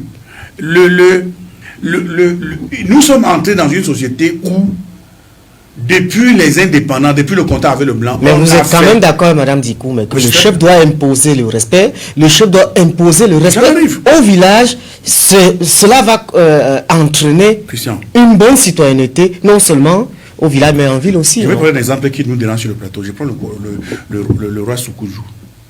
C'est un planteur, c'est un agriculteur connu qui fait les régimes de plantain dans son village. Il est vieux comme il est à son âge, mais c'est un monsieur qui bosse. Oui. Il ne dépend de personne pour vivre. Qui me comprend? Non, il n'en a pas besoin. Les 50 000 francs ou bien combien on leur donne là, que ça arrive ou pas, ben écoutez, enlever ou ajouter, c'est toujours égal, plus ou moins égal à la même chose. Donc maintenant, le chef traditionnel qui ne fait absolument rien et attend tout de l'administration, ou bien il est chef traditionnel et vient ici dans un bureau feutré à Yaoundé travailler ou au port de Douala, je ne sais où. Il a même des patrons qui lui donnent des ordres. Justement, c'est ça que je parle. Mais vous voulez qu'on parle de quel chef traditionnel? Ça veut dire que la tradition est piétinée à ce moment-là. Mais bien entendu, Terminé. un chef traditionnel, c'est quelqu'un qui doit être indépendant d'esprit. Et chez le chef Soukoudou, il l'est. D'accord. Et moi, je tiens à ce que lorsqu'on est devenu chef traditionnel chez soi, si on a l'administration, qu'on démissionne. Si ça pouvait se faire. Qu'on démissionne. Comme j'acclamerais. Et parce que c'est inadmissible. Nous aimons souvent des petites anecdotes. Non, c'est un chef de façade. On ne l'a pas fait à soi. Il y a des choses qu'on ne lui a pas données. Ça profite donc à qui qu'on ne lui ait pas donné certaines choses. On ne peut pas lui donner parce que, bon, comme il est légitime, la coutume ne blague pas. Si on lui donne... Ça vous profite donc à quoi de faire de lui chef? Je sais qui fait ça, madame, mais vous le savez. Moi, je dis, lorsque un chef n'est pas, par exemple, à l'Ouest, n'est pas là, ou là, Camille n'est pas chef. Vous comprenez ce que je dis, non? Il y en a qui ne sont pas allés, hein, qui sont chefs traditionnels. Mais on sait qu'ils sont là comme ça pour amuser la galerie. Ils ne sont pas chefs. Ils ne sont pas dépositaires un certain nombre des de choses, pouvoirs de connaissances et de traditionnels. pouvoirs. Donc ils sont là pour... Bon, je dis comme Mme Galli, si beaucoup au sein du RDPC pouvaient penser comme elle dit là, ce serait formidable. Oui, c'est qu'on a évolué. Oh non, on évoluait beaucoup. et peut-être qu'il faut généraliser au niveau de toute la nation, de notre pays, que au niveau des conseils régionaux, qui est la House of Chiefs. On peut généraliser dans toutes les régions. Nous en avons besoin pour la simple raison que le peuple africain aujourd'hui, c'est la culture qui est justement qui est dans toutes les régions, pas seulement dans les deux régions. Merci. House of Chiefs ici, elle est là. Oui. Écoutons le roi de Bamendjou, Sa Majesté Sokoundjou, et on revient sur son cas. Pourquoi est-ce que son cas est particulier? À tout de suite. Si je suis encore vivant, c'est Dieu qui a voulu que je vive. Par les assassinats, les Blancs n'ont pas réussi. Empoisonnement, ils n'ont pas réussi. J'ai mangé la merde dans le vrai sens. On a violé mes femmes devant moi, ici, dans mon palais. Si j'ai encore un mot à vous dire, c'est de vous dire, évitons de détruire le Cameroun. Le tribalisme qu'on veut utiliser n'existait pas au Cameroun. Et même jusqu'à présent, ça n'existe pas. Ce langage ne vient que de nos hommes politiques. Je pleure et je continue à pleurer quand je vois à travers la télévision mes frères, que ce soit mes soeurs, mes frères, qui prennent la parole tout en sachant que ceci est faux et ils continuent à apprécier. Nous sommes partis d'un pays en voie de développement. Et nous voici en train de faire la fête parce que nous sommes devenus un pays pauvre, très endetté. Et mon cher frère, ce soir, à la télévision, va dire que le Cameroun est très bien géré. Non, mon frère, je te le dis sincèrement, ça ne nous honore pas. Ce n'est pas parce que tu milites dans un parti que si ton pays finit, tu dois être content parce que tu milites dans ce pays-là. Non. Cessons de faire ça pour tuer notre pays. Ayons le courage de dire quand c'est bon que c'est bon et de dire quand c'est mauvais que c'est mauvais.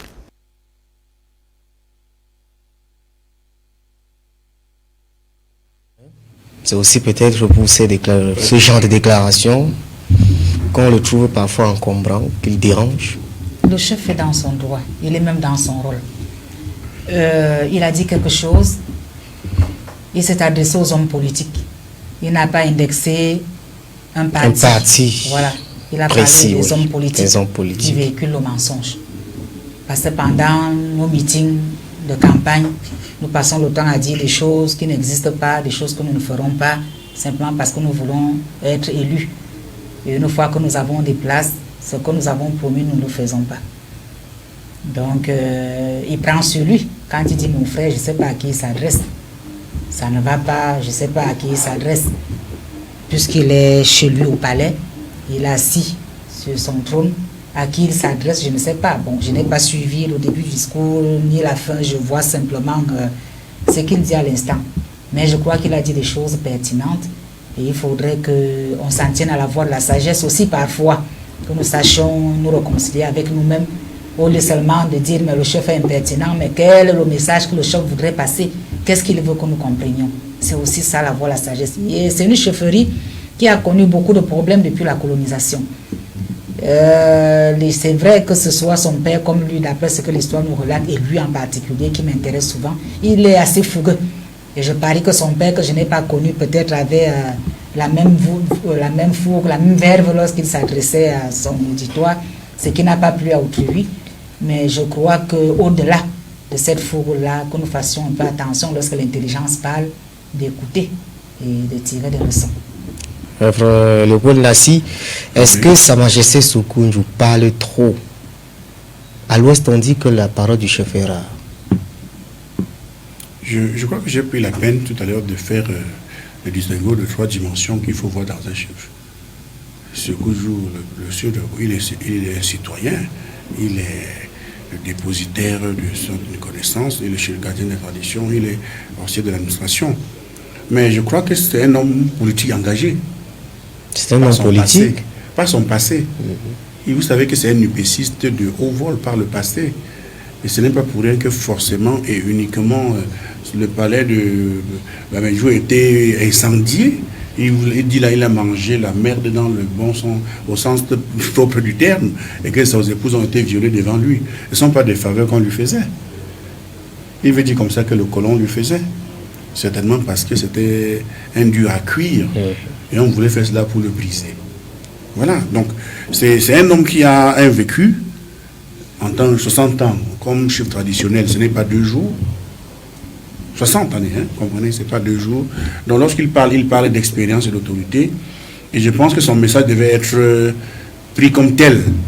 Je pense que quand il parle, je vois un certain amour du Cameroun dans ses propos. Il aime son pays. C'est pourquoi il insiste. Mais quand il dit mon frère, madame Dikoumé, je crois qu'il s'adresse à toi et à moi. Mon frère, ma soeur.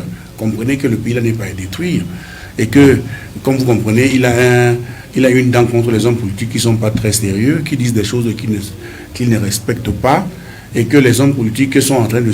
Les gens soutiennent leur propre parti, mais ne critiquent pas leur parti, même quand bien il y a des incohérences et des échecs, on ne le dit jamais assez, on reste à soutenir parce que c'est nous qui sommes au pouvoir, c'est nous qui sommes là-bas, on va laisser passer. C'est ce qu'il décrit lorsqu'il est en train de parler. Donc pour moi, le discours qu'il tient, c'est un discours heureux, bien reçu, je le reçois moi particulièrement. Je lis souvent ses posts sur Facebook lorsqu'il dit, je me souviens, je lisais, qui peut aller dire à ceux qui nous ont défoncés sur la tête, c'est que le pays restait de venir derrière nous. Je ne sais pas que tu l'as lu ou pas. Il disait que voilà ce qui s'est passé. Nous qui nous battions pour le pays, nous pensions que aujourd'hui, voici ce que le pays restait de devenir. Lorsqu'il dit ainsi, est-ce qu'il est en train de faire la fixation sur une personne ou sur un parti? Je ne pense pas. C'est le mal, il est rampant. Aujourd'hui, madame, je prends la peine souvent de vous indexer. Ça ne veut pas dire que c'est le RDP qui est comptable de l'échec du Cameroun.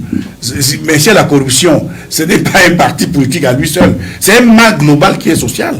Vous comprenez? Ça veut dire que vous prenez aujourd'hui même le RDP, vous prenez quelqu'un qui vient et qu'il n'a pas une vision politique, la même gangrène continue et on y est là. Donc c'est pourquoi un homme visionnaire comme celui-là, lorsqu'il parle, ça veut dire qu'il a mal de ce qu'il vit dans la société d'aujourd'hui. C'est lorsqu'il veut dire que changeons.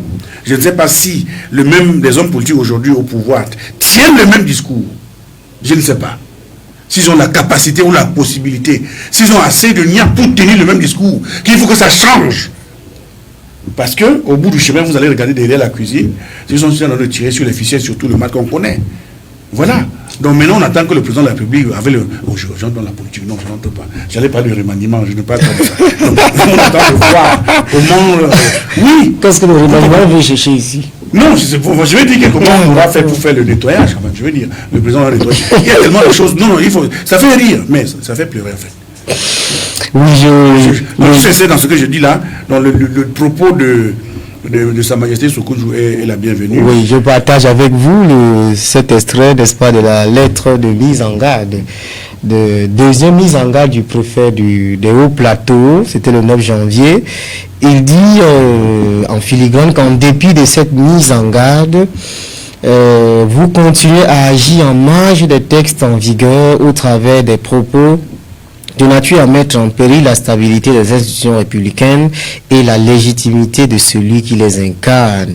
Autoproclamé donneur de leçons, vous invitez ou alors vous incitez ainsi la population à la révolte et à l'insurrection. Aussi, j'ai l'honneur de vous rappeler que toute nouvelle sortie cybernétique ou médiatique intempestive de votre part au mépris du respect de l'état de droit et des institutions de la République vous opposera la rigueur de la loi. Ça veut dire quoi, madame Dikoumé? Vous n'allez pas me demander d'aller dans les secrets de Dieu, comprendre ce que le prophète entend par là. Vous savez, je vous ai tantôt dit... Il est en menace de destitution aussi. Non. Mais attends, c'est ce qu'il a de dire, non? Ou bien je suis mal? Madame Dikoumé dit non comment? Non. Qu'est-ce que le préfet a dit? Est-ce qu'il a dit l'eau destitution? Non. Mais il a dit que s'il continue comme ça, il va s'opposer à la rigueur de la loi. Bon, je voudrais qu'on me dise, c'est pour faire un facile. La rigueur de la loi, c'est pas le fait de l'eau destituer. Il n'est pas... On va agrandir son palais. Il n'est pas au-dessus de la loi. Vous savez, il y a aussi un autre problème que nous ne devons pas perdre de vue. Nous venons, n'est-ce pas, d'éplucher de long en large ce que c'est que la chefferie traditionnelle, quelles sont ses missions, et qu'est-ce que ces chefs devraient faire, qu'est-ce qu'ils ne devraient pas. Non, je voudrais nous dire ici que avec les indépendances, nous avons acquis des nations. Et parce que nous sommes dans une nation, nous avons formé un État. L'État, c'est qui? C'est vous, c'est moi, ce sont les institutions. Nul n'est donc au-dessus de la loi. Et parce que nous avons une constitution établie, nous devons aussi vivre selon cette constitution-là. Le fait d'avoir des royautés chez nous ne nous empêche pas d'être sous des institutions que nous devons pouvoir respecter. Donc lorsque le roi se comporte, qu'il le fasse de manière à ne pas se mettre en travers, c'est-à-dire que de la loi, il ne faudrait non plus qu'il fasse des choses au mépris, n'est-ce pas, des institutions.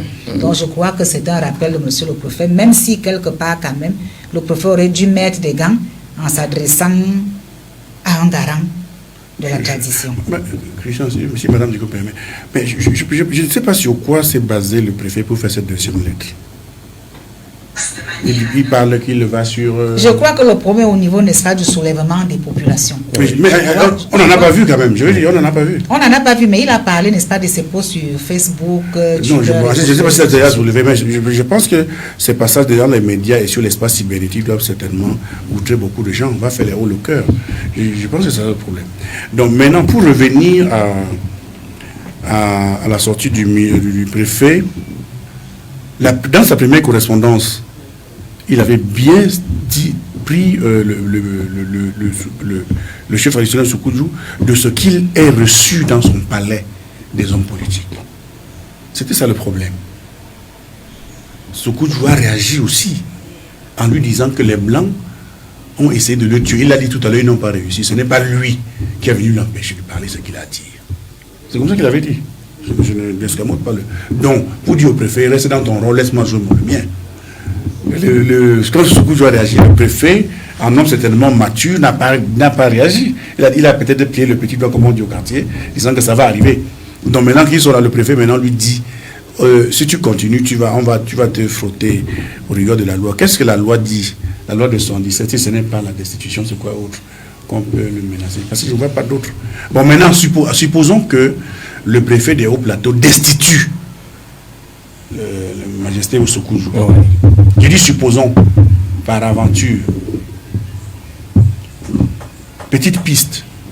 Lorsque le préfet a écrit cette lettre-là, qui se trouve forcément et toujours sur la place publique, tout à l'heure vous vous plaignez que la lettre des chefs du traditionnel de l'Ouest se trouve sur la place publique et non chez le président de la République. C'est notre pays, ça fonctionne comme ça, c'est terrible. La lettre du préfet se trouve sur la place publique. Le lendemain, les notables de Bamejou ont répondu au préfet, toujours sur la place publique. Oui, que si votre départ à la retraite vous traumatise, ce n'est pas sur notre chef que vous allez venir montrer. C'est ce que j'ai lu dans cette affaire que j'ai vue sur Facebook. Je n'ai pas voulu en parler parce que c'est sur Facebook, je ne sais pas si c'est vrai ou pas. Mais c'est l'extrait qui m'a un peu captivé. Mais là n'est même pas le problème. Que si votre retraite là vous traumatise, ne venez pas nous embrouiller ici. N'oublions pas que le préfet de Haut-Plateau est de l'Ouest. Yampen Ousmane, il est du nom. Il connaît les enjeux de la chose, mieux que quiconque, il sait. Bon. Donc j'en arrive. Ça veut dire les notables du sultan, même si certains ont dit sur les réseaux sociaux qu'il ne peut pas s'adresser au sultan comme ça. Ça c'est une autre problème. Sortons de là, ça va nous déranger. Ça veut dire ils ont pris sur eux-mêmes en signant, en mettant leur nom, les notables, la liste est là, claire et nette. Pour dire au préfet, nous voici. Attends. Pour défier la République. Non, la République là-bas. Pour dire que nous voici, nous sommes en train de te dire que nous existons, que ce n'est pas un fantasme. Il faut t'attaquer à lui maintenant. On va te répondre. Ça veut dire quoi? Ça veut dire que ils sont en train de dire au préfet que les menaces que tu adresses à Soukoudjou, ce n'est pas ton auxiliaire d'administration que tu es en train de menacer cette fois-ci. Si pour toi il est auxiliaire de l'administration, pour nous, il est sacrificateur. Il est dépositaire d'un pouvoir immatériel. Et là où lui et nous tenons, tu t'attaques à lui, on va te répondre en te tenant de là où nous sommes. Voici le message du jour. Et je dis donc que ça amène aujourd'hui que nos chefferies, nos autorités administratives redonnent de la valeur aux chefs traditionnels. Le chef traditionnel dans le temps, ou bien comme nous l'avons connu, c'était un homme de parole. C'était un homme qui n'a pas faim. Un chef traditionnel ne ment pas. On ne le destitue pas. Il ne parle pas aussi beaucoup. Si vous le savez, non. Sauf que là, il parle beaucoup. Qui ça, le chef traditionnel? Le chef Bamenjou. Avec quoi tu mesures la dimension de la parole? C'est-à-dire que chaque fois, il a des sorties sur Facebook. Mais c'est important. Puisque Madame Dickou vient de faire les révélations, quels sont les activistes qui a écrit sur son Facebook. Moi, je ne sais pas comment il fait pour savoir ça. Mais j'accepte parce que je ne sais pas. Pourquoi il accepte des activistes faire des choses? C'est elle qui dit. C'est elle qui ça. dit. Il faut, tu ajoutes foi à ce que Madame Dickou me dit. Donc, tu n'es pas sérieux, Christian. Donc, tu comprends que là, ce sont les chefs traditionnels. Les notables sont là en train de dire aux chefs traditionnels, au préfet des Hauts-Plateaux, que si vous vous attaquez à lui, ce n'est pas les forces physiques, Christian. Ah, ça, c'est...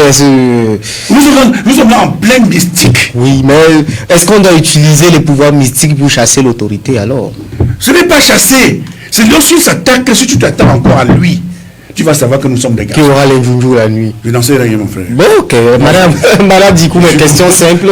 Est-ce que Moussa Maïté Soukoudiou est un opposant, un activiste politique à la solde des intérêts qui peuvent menacer le pouvoir de Yaoundé? Non, je ne Pourquoi on lui prête les intentions de pousser la population à la révolte? Le chef est un amoureux du Cameroun. Oui, c'est vrai. C'est un amoureux du Cameroun quand on l'entend. Je vous ai dit tantôt que depuis un certain temps, je le suis.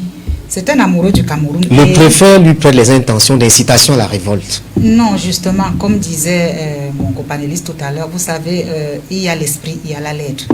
Vous voyez, ne prenons pas les choses toujours au premier degré.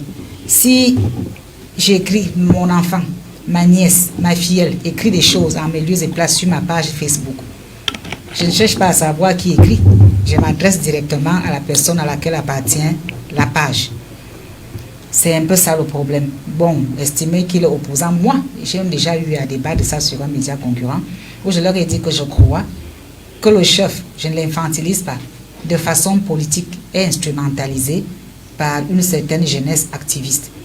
Et c'est pourquoi j'avais cherché à aller dans sa page pour voir concrètement ce qu'il y a dedans. Ces jeunesses activistes au Cameroun ou à l'étranger, je ne sais pas, ils sont de la je ne sais diaspora. pas qui écrit. Pourquoi lorsqu'on est contre l'opposant, on ne joue instrumentalisé? Pour la simple raison que... On doit être libre de dire ce qu'on pense, Madame Dickou. Il est libre de dire ce qu'il pense. Pourquoi on est instrumentalisé contre le... Non, c'est pourquoi je vous ai tantôt dit que vous savez, monsieur le chef de desk politique du message, voilà, ça a commencé. Vous êtes universitaire. Vous avez fait des études universitaires. Notre présentateur du soir a fait des études universitaires. Monsieur Soukoundi est ce qu'on appelle un sage. Vous avez beau être sage, quand il vous manque une partie de l'instruction, vous êtes astreint parfois à des erreurs. Ça dépend. Oui, parfois vous êtes astreint à des erreurs. Donc ce sont ces erreurs-là, parce qu'il a des enfants qui sont allés à l'école bien plus que lui, qui peut-être sont dans notre bord politique, entrevoient les choses autrement, et veulent utiliser son côté fauve pour pouvoir passer leur message. Comment vous arrivez à Non, interpréter ça? et c'est ce que j'ai dit. Et par ailleurs, le chef de l'État, le président Paul Biya, a donné la part belle au chef. Avec la décentralisation, il a permis que les chefs traditionnels puissent choisir les membres du conseil régional. Il a permis qu'avec la décentralisation... En même temps, on ne fait pas la politique. En même temps, non, attendez, il a permis qu'avec... Non, c'est pour justement vous démontrer que quand on dit désormais que le développement est local, on a besoin des acteurs locaux de poids qui sont qui? Les chefs traditionnels. On a besoin d'eux. C'est-à-dire qu'on leur a redonné du pouvoir.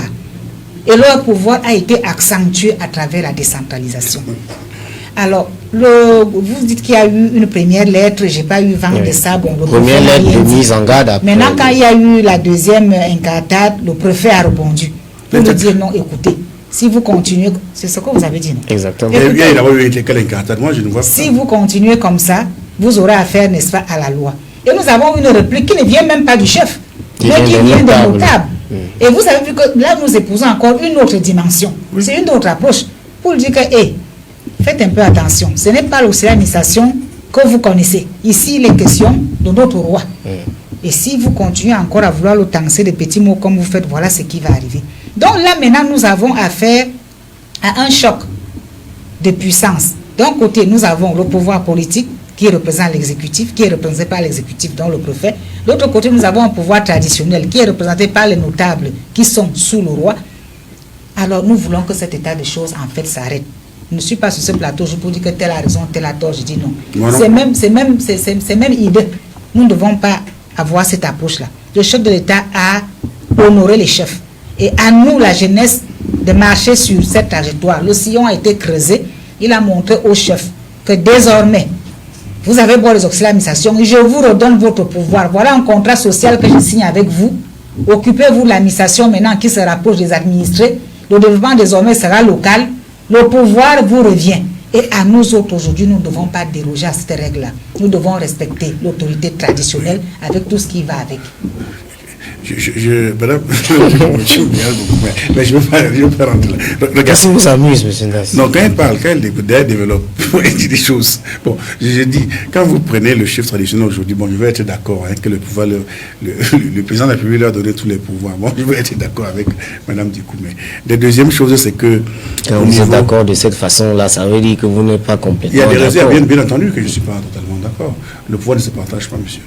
Je dis au niveau, deuxième chose maintenant, au niveau de la chefferie traditionnelle, il faudrait que dans notre pays, les guégués qui sont en train de se dérouler, je suis d'accord avec elle, que ce soit sur la place publique, je vous l'ai dit tout à l'heure, qui met ça sur la place publique? Vous avez l'impression quand on est criminalité aujourd'hui, on balance. C'est pas que nous on crache dessus, hein, c'est du pain béni là. C'est dehors. Et puis, à ce niveau, ça ne devrait pas arrêter. Et quand les notables prennent ce qu'on a écrit à leur chef sur la place publique, quand ils écrivent, ils balancent, ils ont prouvé. Parfois, ça n'arrive même pas au préfet. Hein. Ça reste là où on a trouvé. Et ça se gère. Oui, et chacun fait son interprétation à lui, ce qui n'est pas bien. Mais attends, on est pour la cohabitation entre le politique, l'État et bien sûr l'autorité traditionnelle. Quelle est la statue de M. Sokoundji aujourd'hui, du majesté Sokoundji d'aujourd'hui? Je pense que c'est un homme qui a fait son temps. Je pense que c'est un homme qui a vu. Il dérange? Non, je ne vais pas dire qu'il ne dérange pas. Je ne crois pas. Et pourquoi à chaque fois c'est que l'autorité est toujours en train de... Christian, il y a combien de chefs traditionnels il y a combien de chefs traditionnels au Cameroun? Plus de 10 000 au Bamou. Si sur les 10 000, il y a un seul qui peut oser prendre la parole, ça dérange à ce point? Parfois, je ne sais pas. Les gens se donnent du zèle d'agir. Le chef... Attends, moi je suis à la place du préfet Ousmanou. Et en peine, oui. Que je me levais, j'allais voir le chef de Sokoundji dans son palais. On regarde cette affaire-là de manière verbale, orale. Pas écrire, c'est Abraham écrit une grosse lettre et balancer sur la... Et ça se trouve sur la toile. C'est quoi cette façon de faire là? L'État est en train de se lever contre lui-même, comme ils disent. Ça veut dire qu'en interne, il y a déjà la guerre au sein de l'État. Parce que tout ça fusionné dans l'État du Cameroun. Que déjà les autorités administratives sont en train de combattre les chefs traditionnels. Bon, maintenant qu'on va installer maintenant les conseils, les présidents des conseils régionaux, comment ça va se faire entre les gouverneurs et eux? Ce sera une autre guerre ou quoi? Donc je dis qu'il faudrait que chacun, raison garder, prenne la dimension de la chose et comprenne que tout ce qu'on fait là est bien pour une république. Il suffit de savoir comment composer ce qu'on a. On ne fait jamais un pays rien qu'avec des meilleurs où il y a les camps qui ont leur place dans un pays. Je disais à quelqu'un récemment que même les rebelles dans les sécessionnistes ont pour président le président de la République, même s'ils sont sécessionnistes. Et le chef d'État doit tenir compte qu'ils sont ces sujets. Et ça, là, ça fait la République. Est-ce que Christian me comprend dans ce niveau? Il ne faut pas toujours nous sommes dans notre pays toujours en train de vouloir chercher un bouc émissaire qu'on va indexer, toujours en train de chercher qui a eu mal fait. Ça ne marche pas. Instamment, on peut rappeler les gens et dire que mais voilà ce qu'on entend de vous. Soyons de moins en moins bling-bling sur la place politique pour montrer que un tel a tort, c'est l'autre qui a raison. Et à la longue, ça ne construit rien. Donc moi je pense que si au Cameroun, on avait des chefs comme Sokoundji comme cela, une vingtaine, une trentaine, notre démocratie se sentirait de mieux en mieux. Qu'est-ce qui aurait changé? Notre démocratie se trouverait de mieux en mieux oxygénée. Qu'est-ce qui aurait changé? Mais les gens parleraient de manière... Il éclaire les gens quand ils parlent comme ça, tu ne sais pas ça. Il éclaire les gens, mais est-ce que... comment je dis ça? Non, elle a dit la clé, madame Dikoumé a dit qu'il a l'amour du Cameroun. Il éclaire les gens quand il parle de l'histoire. Mais quand il parle de politique, ça devient compliqué. Vous le savez. Il a dit qu'il faut faire quoi? Je n'en sais rien. Il n'a rien pas dit ça. Il n'a pas dit qu'il faut aller dans la rue. Oui, exactement. Sokoundji critique l'opposition. Il le fait. régulièrement. C'est que les gens sont ne suivent pas. Ils critiquent l'opposition camerounaise en disant que arrêtez, c'est pas comme ça. Ils critiquent le pouvoir. Et aujourd'hui, du haut de ses 80, combien d'années, je sais pas, il est dans une liberté de parole. Comme je vois également dans le Noun, le Majesté, le mot, il est dans une certaine liberté de parole. Et ça, on ne peut pas leur refuser ça. Vu l'expérience qu'il a engrenée avec le temps. Mais attendez, quand elle me dit que j'ai mangé ma mère pour configurer, on a violé mes femmes. Je pense que c'est une expérience de rien. Attendez, c'est des gens qui pour nous sont comme des modèles, qu'on le veut ou pas, qu'on l'aime ou pas. Ce qu'il dit, tu sens qu'il aime le Cameroun. En dépit de son âge, on comprend qu'il a un certain amour pour le Cameroun. Et c'est bien. Et je pense même que certains même qui se revendiquent de la politique ne peuvent pas manifester ce degré d'amour-là. Ils n'en ont pas. Parce que généralement, ils sont dans la calcul politicien, ils sont dans les strapontins qui vont engranger ça et là. Et l'amour du pays, ils n'en ont pas.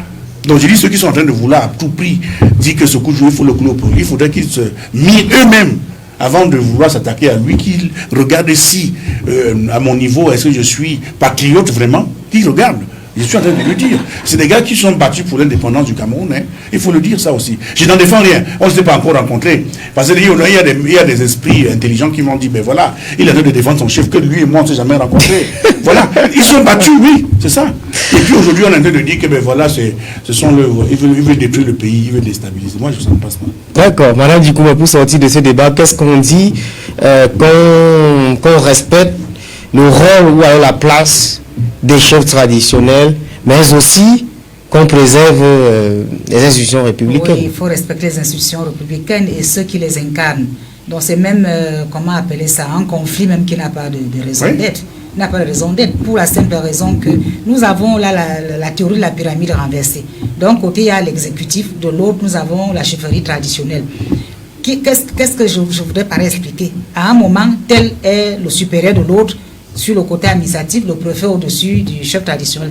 À un moment donné, parce que le préfet est fils du Cameroun, enfant du terroir, il est sous le chef traditionnel. Donc c'est un conflit qui n'a même pas de raison d'être, que simplement chacun joue le rôle qui est le sien, que chacun reste à sa place. Oui, et dans le respect, n'est-ce pas, la Constitution. Bon, je dis. D'accord. Qui doit demander, oui, qui doit avoir les pas de danse de Sa Majesté Sokojou dans ces moments dégagés. Oui, mais ça c'est.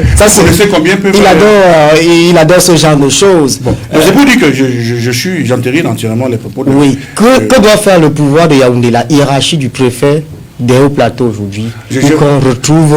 Je pense qu'il faudrait que le ministre Atangadji parle encore à ses autorités administratives pour leur dire que tout ne se règle pas sur la place publique. Ils peuvent demander aux autorités administratives d'être encore plus discrètes, autant pour moi, dans leur communication.